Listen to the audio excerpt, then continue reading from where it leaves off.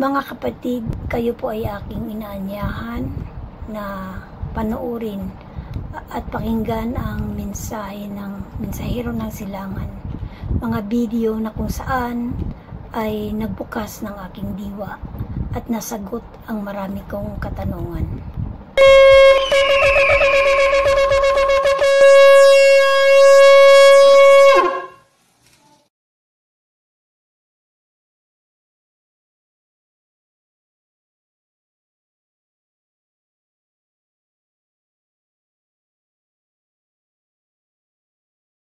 Masayang bati mga Ophirians! Alam namin excited na kayo at nag-aabang dito sa unang video tungkol sa Gihon River ng Genesis. Nagpapasalamat kami dahil nandyan pa rin kayo sa kabila ng kaliwat kanang batiko sa Ophirian Heritage. Masaya kaming ibalita sa inyo na hindi lamang si Prophet Isaiah ang nagbigay ng patnubay para matukoy natin ang rivers of Eden. Malaki rin ang naitulong ni Prophet Ezekiel upang maipaliwanag natin ng mas malinaw ang issue tungkol sa Gihon na matatagpuan sa Genesis at sinasabing nasa land of Cush at kung ano naman ang kaugnayan nito sa Gihon Spring na nasa Israel at nauugnay kay King Solomon. Kung ating papansinin sa mapa ng mundo, milya-milya po ang layo ng Israel sa land of Cush na nasa Africa. Pero yan ay naresolba natin sa tulong ng kasulatan ni Prophet Ezekiel. Bago tayo magpatuloy at sa kauna-unahang pagkakataon, kami ay nagbibigay ng paalala sa mga nagko-comment na alam itong pinapakita namin sa screen. Importante pong tandaan natin ang commandment number 3. Hindi po yan basta-basta binibigkas ng mga true worshipers maliban lamang sa prayers and adoration. Igalang po natin at huwag gagamitin ng ganun-ganun na lamang sa pakikipagtalo. Medyo may kahabaan po itong talakayan tungkol sa Gihon dahil ito ang magiging foundation natin o pattern para makilala at matagpuan ang mga susunod na sanga ng Rivers of Eden. May nais lang tayong klaruhin isang mahalagang issue na may kinalaman sa Rivers of Genesis. Ito po yung hindi natin na isama sa introduction dahil hindi naman natin akalain na ang bagay na ito ay magiging issue. Una, kaya daw nasa bottom of the ocean ang mga rivers of Eden dahil ito ay lumubog nung bumaha panahon ni Noah. Ang pangalawang issue naman ay inaral daw nila ang Hebrew at nasasabi doon ay Nahar Gihon, Nahar Pison, Nahar Hiddekel at Nahar Parat. Ang ibig daw pong sabihin ng salitang Nahar ay underwater, kaya nasa bottom of the ocean daw ang mga rivers of Eden. Sasagutin po natin yan, ngunit wag po kayong masasaktan. Ito po ay walang personalan at simpleng talakayan lamang. Ipapasagot natin kay Prophet Daniel ang tungkol sa paglubog ng Hiddekel dahil sa baha. Matatagpuan sa Daniel 10 verse 1 hanggang 9 na susulat, I, Daniel, was very sad for 3 weeks. On the 24th day of the first month of the year, I was standing beside the great river Hiddekel. Maliwanag po na nasa pangpang ng Hiddekel si Prophet Daniel noong nagkaroon siya ng vision. Hindi niya sinabing nasa bottom of the ocean siya ng panahon na yaon. At napakahabang panahon ang lumipas, tapos na ang baha. Huwag din po palalabasin na ang mga ilog ay lulubog lilitaw. Noong panahon ng Genesis nakalitaw, at noong panahon ni Noah ito ay lumubog. At nung dumating ang panahon ni Daniel ay lumitaw ulit. At ngayon, lumubog ulit kaya nasa bottom of the ocean. Ganun po ba? Malabo po yun. Dumako tayo sa Nahar. Ang ibig pong sabihin ng salitang Nahar ay river. Ito po, flash namin sa screen ang Hebrew lexicon, pati ang Hebrew characters ng Nahar. Naka-highlight po ito ng yellow. Tingnan nyo na lang pong mabuti. Walang labis, walang kulang na ang ibig sabihin ng nahar ay river. Hindi po sinabi na ito ay underwater river. Kaya ang bottom of the ocean theory ay hindi po naaayon sa Biblia. Nasa inyo na po kung pipilitin nyo pa ring paniwalain ang inyong sarili sa isang teorya na salungat sa mga nakasaad sa Biblia.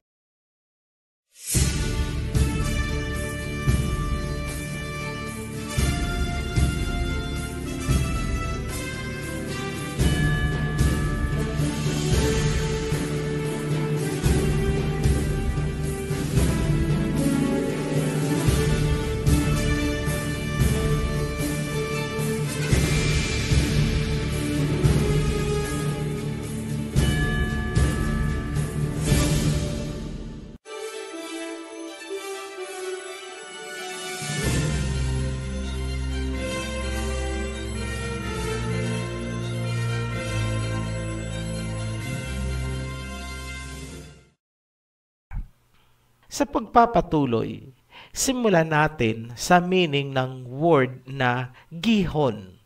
Ayon sa Strong's Hebrew and Chaldee Dictionary, ang salitang gihon ay nanggagaling sa giyak at gikhon na ang ibig sabihin ay to gush forth, break forth, a fountain, a valley, or a pool near Jerusalem. So tingnan nyo na lang po ang reference natin. Ito po ay i-flash natin sa screen. Ibig sabihin, ang Gihon River System ay binubuo ng streams, gushing and spurting fountains, or pool or valley. Tandaan po natin yan dahil yang mga katangiang yan ay napakahalagang hahanapin natin upang tukuyin ang Gihon River System. May 3 pong pangyayari o okasyon sa Bible na binabanggit ang Gihon. Yung una ay matatagpuan sa Genesis chapter 2, verse 10 hanggang 14. Nasusulat, "And the name of the second river is Gihon. The same is it that compasseth the whole land of Cush." Para maintindihan natin yan, una, kailangan nating alamin sino ba si Cush. Pangalawa, saan ba ang land of Cush? Ayon sa Genesis chapter 10, verse 6, si Cush ay anak ni Ham. Si Ham naman ay anak ni Noah. Ibig sabihin, ang land of Cush ay tumutukoy sa mga lupain na sinasakop ng ancient kingdom of Cush. Kapanahunan ng classical antiquity, yan ang mga taon na 8 BC to 6 AD, ang Kushite imperial capital ay matatagpuan sa Meru na umaabot hanggang 4th century AD. So yan po yung panahon ng imperyo na yan. Ang ancient kingdom of Cush ay bumagsak dahil sa internal na rebellion ng mga tao.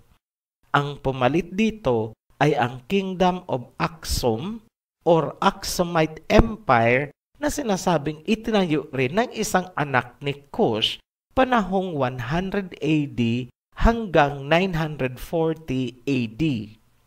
Ang lupaing sinasakop ng Kingdom of Cush ay ang Ethiopia, samantalang ang Aksum Kingdom naman ay ang Eritrea at Tigray region ng Northern Ethiopia sa kasalukuyang panahon.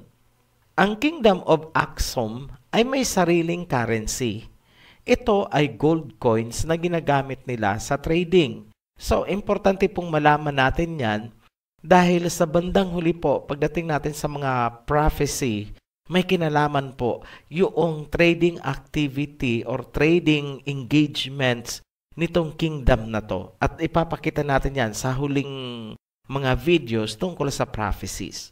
Ayon sa Periplus of the Erythraean Sea, ang Kingdom of Aksum ay isang aktibong kaanib ng sinaunang Silk Road ng China. Ang Eritrea ang isa sa pinakasentrong kalakaran sa Afrika na konektado sa Silk Road.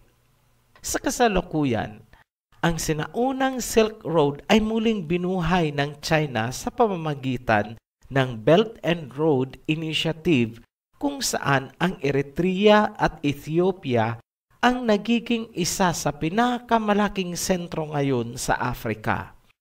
Ang pangyayaring yan ay may tinupad na propesiya tungkol sa mga magaganap sa huling araw. Ayon sa librong Migration of Place Names, Africa, Libya, Ethiopia, Eritrea, and Sudan Geocurrents na sinulat ni Martin Lewis, sinabi ng historia na ito na ang malaking bahagi ng Afrika ay tinawag noon na Ethiopia. Kung kaya, ang karagatan na nasa ibaba ng Afrika ay tinawag na Ethiopian Sea bago ito pinangalan ng South Atlantic Ocean. Sa makatuwid, ang lupain na tinutukoy sa Genesis bilang Land of Cush ay ang mga lupaing sinasakop ng Ancient Kingdom of Cush, Kingdom of Aksum, at ang Ethiopian Empire dahil lahat yan ay nag-ugat kay Cush. Sinasakop niyan ang halos kalahati ng Africa mula sa Horn of Africa pababa. Balikan po natin ang definition at karakteristik ng gihon. Meron bang water bodies o kaya geological structure sa lupain ng Eritrea, Ethiopia at Ethiopian Empire sa Africa na tutugma sa katangian ng gihon bilang fountains, pools, and valleys? Sa parting ito, kailangan na po nating gumamit ng simpleng geology.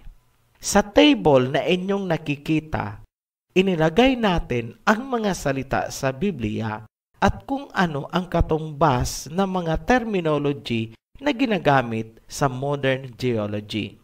So makikita nyo po dyan, ang table ay nahahati. Yung unang column is kung ano yung mga salita sa Bible at saka sa susunod na column sa kanan is kung ano yung katumbas noon sa modern geology.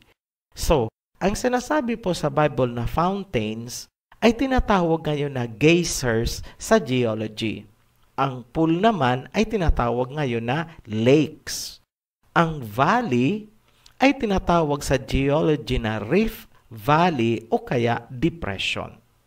Tanong, meron po bang mga ganyan sa lupain ng Eritrea, Ethiopia at Southern Africa na sakop ng Ancient Ethiopian Empire? Meron po, napakarami. May mga sparkling geysers or fountains na matatagpuan sa Danakil Depression na bahagi ng Afar Depression. Ang Afar Depression ay tinatawag ding Afar Triangle sa Ethiopian Rift Valley. Ang valley na ito ay isa sa pinakamababa at pinakamainit na lugar sa mundo. Kumpleto po ang ating hinahanap na katangian ng gihon. Mayroon po dito mga fountains, lakes or pools, valley or depression. Tumutugma ba ang mga ito bilang gihon? Ang sagot po namin ay yes, tumutugma po ito at pangalawa, ang location naman ay tumutugma din sa sinasabi sa Bible. Ang pangalawang banggit ng gihon ay matatagpuan sa Jubilees chapter 8 kung saan inilarawan na magtatagpo ang boundary ng Shem's territory at ang southern waters of Gihon.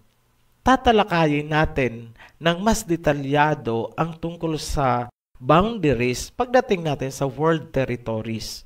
Dahil yan po ay napakahabang talakayan at hindi natin pwedeng ihalo dito sa discussion ng ating Gihon River System. So, sapat lang po na malaman natin na ang southern waters ng Gihon ay dumudugtong or kumakabit doon sa territorial boundary ni Shem bago ito lumiko papuntang silangan. So yan lang po muna ang tatandaan natin. Ang pangatlong banggit ng Gihon ay yung may kaugnayan kay King Solomon. Matatagpuan sa 1 Kings chapter 1 verse 38 at nasusulat doon, So Zadok the priest, Nathan the prophet, and Benaiah the son of Jehoiada, and the Cherethites and the Pelethites went down and had Solomon ride on King David's mule and brought him to Gihon. Pareho lang po ito doon sa nakasulat sa Chronicles. Iisang event lang po o iisang pangyayari lang ang tinutukoy ng dalawang talata na yan. Ang kaganapang ito ay dokumentado din ni Josephus Flavius sa kanyang librong Antiquities of the Jews, kung saan ang Gihon ay tinawag niya ring fountain at kanyang inilarawan na ito daw ay matatagpuan sa labas ng Jerusalem. Ang tinutukoy po dito na Jerusalem ay yung Old Jerusalem, hindi po itong bagong Jerusalem. So, historically at geologically, ang tinutukoy na Gihon sa Israel ay ang Gihon Spring na pinangalanan ngayon na Fountain of the Virgin.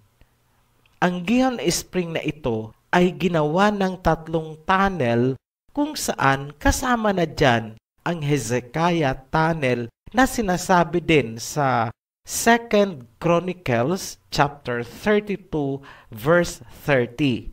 Nasusulat po doon, It was Hezekiah who blocked the upper outlet of the spring of Gihon and channeled it down to the west side of the city of David. And Hezekiah prospered in all that he did. Ibig sabihin, naging successful yung effort ni Hezekiah na ang tubig ay padaluyin papasok doon sa Jerusalem. Ayon naman kay Josephus Flavius sa librong Antiquities of the Jews, ang Gihon Spring daw ang pinagkukunan ng tubig ng Old Jerusalem at dito rin na-anoint si King Solomon bilang hari ng Israel. May isa pang libro tungkol sa Gihon Spring.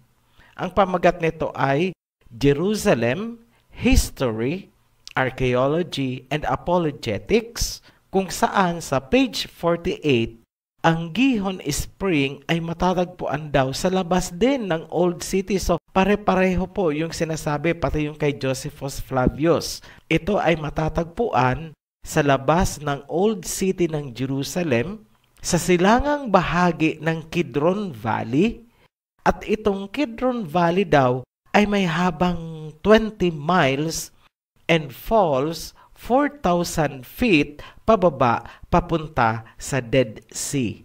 So, importante po ito. Itong description na ito na sinabi ng libro na ito na ang Gihon Spring ay matatagpuan sa Kidron Valley, kung saan ang valley na ito daw ay pabulusok o pababa 4,000 feet diretso papunta sa Dead Sea.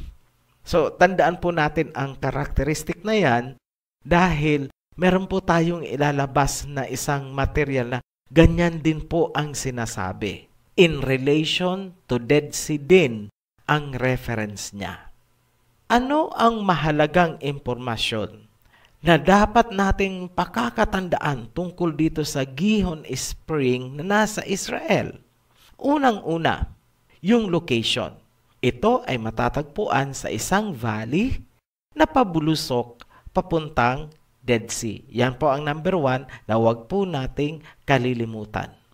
Number 2, ito daw ay nasa loob ng kuweba at ang paglabas ng tubig ay pabulwak-bulwak. Sa English, ito ay gushing or spurting. So, napaka-importante po niyan dahil yan po ay namumukod tanging katangian ng Gihon River System. So, ano po yung pangatlo? ang daloy ng tubig ay intermittent. Ibig pong sabihin, hindi po kasi natin makuha kung ano yung eksaktong Tagalog ng salitang intermittent. So parang ganito po yan. Ang daloy ng tubig ay hindi tuloy-tuloy. Ibig sabihin, paputol-putol. Sa isang araw, 3 hanggang 5 beses lang lumalabas ang tubig kapag winter.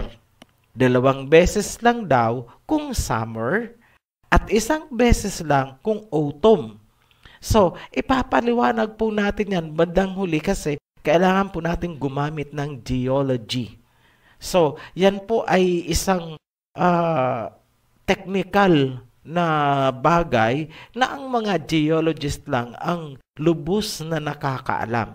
Ngunit sisikapin natin na kahit papano, ito ay maintindihan. So, ituloy-tuloy nyo lang po ang panunod ng video dahil lahat po yan ay lilinawin natin sa abot ng ating makakaya.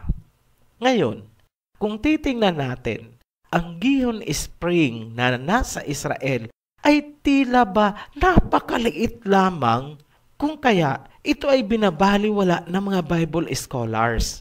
Hindi daw ito ang Gihon ng Genesis dahil ito daw ay isang maliit na spring lamang at hindi maituturing na river. So yan po ang kanilang argumento. Kaya ito ay dinidisqualify nila itong Gihon Spring ng Israel. Hindi daw ito ang Gihon River na sinasabi sa Genesis. So, yan po ang argumento. Pero yan ay lilinawin natin mamaya. Saan po sila nagkakamali ng ganyang palagay? Ano ang pagkakamali nila? So, ito po, dito sila nagkamali. Nakatingin kasi sila sa napakaliit na outlet ng Gihon habang binabaliwala nila ang napakalaking source o watershed. Sana po napanood ninyo yung introduction video natin. Dahil doon po natin ipinakita yung 3 parte o 3 bahagi ng isang river system. So kung naaalala ninyo, meron tayong source. Pagkatapos ng source, meron tayong mga channels o padaluyan ng tubig. At ang pangatlo is ito na po yung drainage. So dito po siguro sa drainage nabibilang yung Gihon Spring dahil ito po ay maliit na discharge lamang ng tubig galing sa main body of Gihon. Yan ay ipapakita po natin a little later.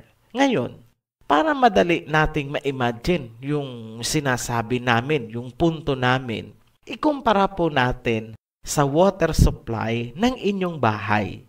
Ang Gihon Spring sa Israel ay maikukumpara natin sa isang gripo lamang o isang faucet o isang outlet sa loob ng inyong bahay. Kaya siya ay tinawag na spring. Ngunit, kung iyong susundan ang pinanggagalingan ng tubig, makikita mo na ito ay nagmumula sa isang napakalaking tubo na nasa kalsada. Nakakonekta naman yan sa central reservoir. So ganyan po ang sitwasyon ng Gihon Spring sa Israel. Ito ay isang maliit na outlet lamang, ngunit kung susundan mo ang kanyang koneksyon, makikita mo na ito ay nakakabit o nakadugtong sa isang mas malaking water channel. Paano natin yan nasabi? Unang-una, ang Gihon Spring sa Israel ay may katangian na tinatawag sa geology na siphon. Pag sinabi po nating siphon sa layman, napakaalam natin, yung tubig ay hinihigop dahil sa pagbaba naman ng tubig doon sa mas mababang bahagi ng siphon. Ang intermittent na daloy ng tubig ay nagpapatunay na may koneksyon ang spring na yan sa mas malaking water network na nasa ilalim ng lupa or subterranean. So kung pansinin po natin, di ba sabi natin pabulwak-bulwak. Ibig pong sabihin yan, kaya yan bumubulwak dahil may pressure. Malakas po ang pressure sa ilalim. Dahil kung wala pong pressure, hindi po yan bubulwak. Hindi makakaproduce ng fountain. So, yan po ay simpleng pag-iisip. Ngayon, kailangan din nating pansinin na ang gihon na matatagpuan sa Ethiopia ay may ganyang katangian din. Sumisirit din po ito or gushing.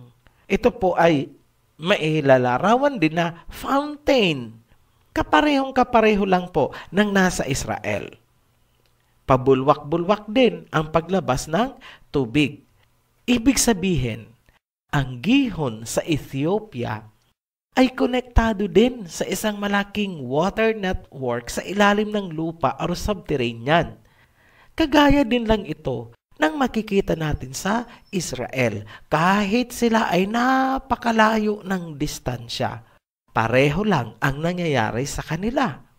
Tanong, posible kaya na konektado ang Gihon Spring ng Israel sa gihon naman na nasa Land of Cush sa Africa? Tandaan natin na milya-milya ang layo ng dalawang yan. Sunod na tanong, kung hindi man sila konektado, ibig sabihin, kung hindi konektado itong Gihon Spring ng Israel sa gihon ng Africa, ibig bang sabihin na dalawa ang gihon na sinasabi sa Biblia? Iba yung kay King Solomon sa Israel at iba naman yung sinasabi sa Genesis? Ang mga tanong na yan ang naging isa sa napakalaking balakid sa amin. Ngunit, tayo ay lubos na nagpapasalamat kay Prophet Ezekiel dahil kanyang ibinigay ang kasagutan na sinusuportahan naman ng makabagong sensya ng geology. At yan po ang aabangan natin sa susunod na video. Huwag pong kalilimutan na mag-subscribe, like, and share kung inyo pong nagustuhan ang ating mga pagtatalakay. Maraming salamat po. See you again, Ophirians.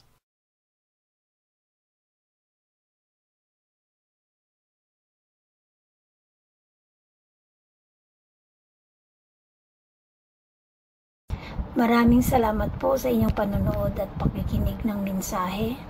At kung kayo po ay may mga katanungan, paki-click po ang link sa ibaba at paki-like and share na rin po. Maraming salamat.